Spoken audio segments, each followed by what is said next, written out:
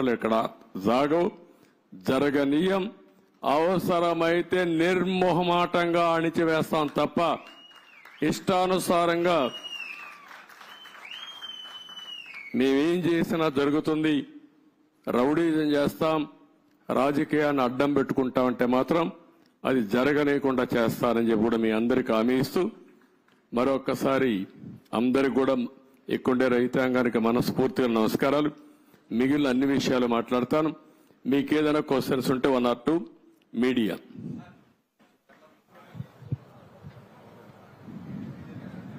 చెప్పండి.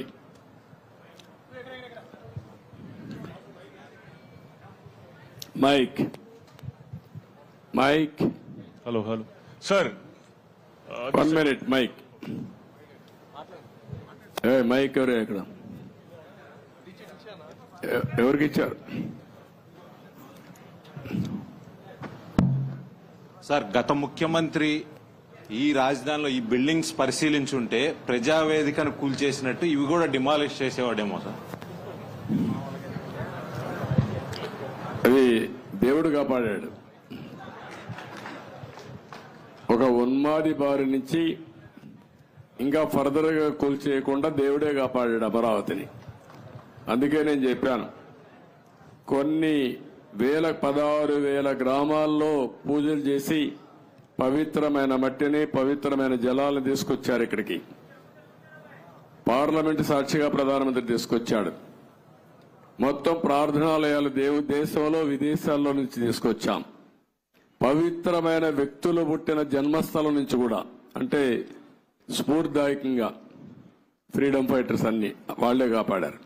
కాబట్టి మీరు కూడా కష్టపడ్డారు, రైతులు పోరాడారు, దేవుళ్ళు సహకరించారు. సార్, 5 సంవత్సరాల నుంచి ఏదైతే నిర్లక్ష్యానికి వదిలేశారో ఈ దాదాపు 80-90% కంప్లీట్ అయింది. అది ఎక్కడ కూడా చెక్కు చెదరలా, యాజ్ ఈజ్ గా ఉంది. అంటే మన నిర్మాణం కానీ అంతా కూడా బాగానే ఉంది.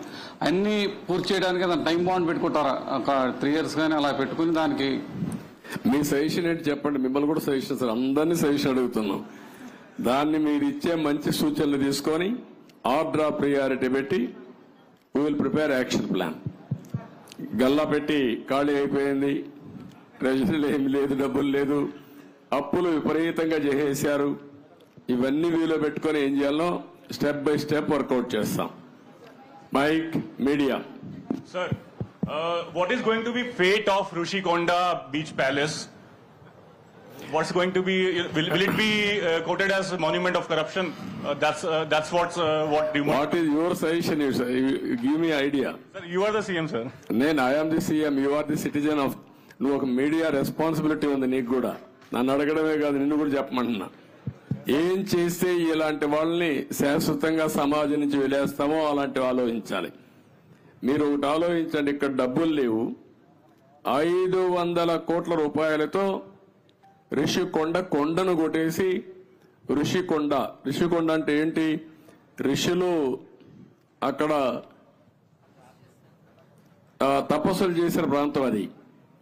అలాంటి కొండని ఎప్పటి నుంచి కూడా మనం చూసి, ఇప్పుడైతే ఆధునికమైన పనిముట్లు ఇవన్నీ వచ్చాయి, కానీ ఒకప్పుడు విశాఖపట్నానికి వచ్చామంటే ఈ ఓడలు కానీ ఇవన్నీ ఋషికొండను చూసి గుర్తుపట్టి విశాఖపట్నం వచ్చామనే పరిస్థితి ఉండేది. అలాంటి పవిత్రమైన కొండని ఎన్విరాన్మెంట్లకి విఘాతం కలిగించే విధంగా కొట్టేశారంటే మనం గుర్తుపెట్టుకోవాలి. దాని కూడా అన్ని తప్పుడు ఇచ్చారు. అవన్నీ మళ్ళీ మాట్లాడతాం.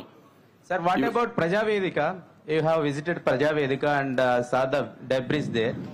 Are you going to remove the debris and reconstruct the Prajavedika same place, or are you going to make it as a museum?